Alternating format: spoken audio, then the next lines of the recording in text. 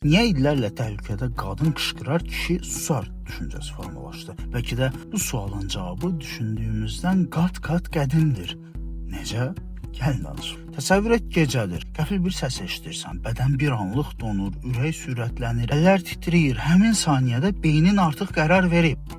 Sən hələ düşünməmisən belə. Çünki insan beyninin ən qaranlıq və ən qədim güşələrinin birində yerləşən amigdala sivilizasiyanın qaydalarını tanımır. Onun üçün nə mədəniyyət var, nə status, nə də güclü görünmək anlayışı. Onun yalnız bir əmri var: sağ qal. Və təhlükə gələndə milyon illərin yaddaşı oyana bilir. Döyüş, qaç, don ya da siqnal ver. İnsan qışqıranda əslində o sadəcə səs çıxarmır, o minlərlə nəsildən keçib gələn bioloji həyəcan siqnalını işə salır. Alimlər buna kəskin akustik dalğalanma deyirlər. Maraqlısı budur ki, insan beyni bu tip səsləri adi danışıqdan daha sürətli qəbul edir. Çünki bu səs məntiqə yox, birbaşa həyatda qalma sisteminə toxunur. Bəs onda niyə illərlə təhlükədə qadın qışqırar, kişi susar düşüncəsi formalaşdı? Çünki biologiyanın yerini cəmiyyət almağa başladı. Oğlan uşaqlarına kiçik yaşlardan ağlama, özünü saxla,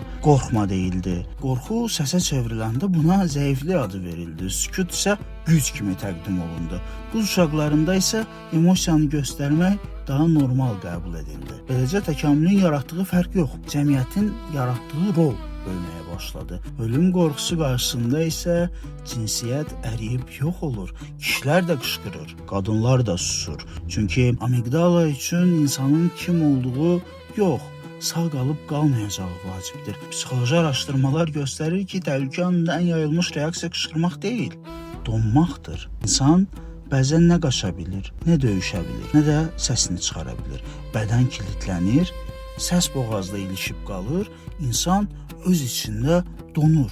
Bəlkə də buna görə ən böyük fəryad həmişə eşitdiyimiz qışqırıq deyil, bəlkə də ən böyük fəryad heç vaxt çıxmayan səsdir.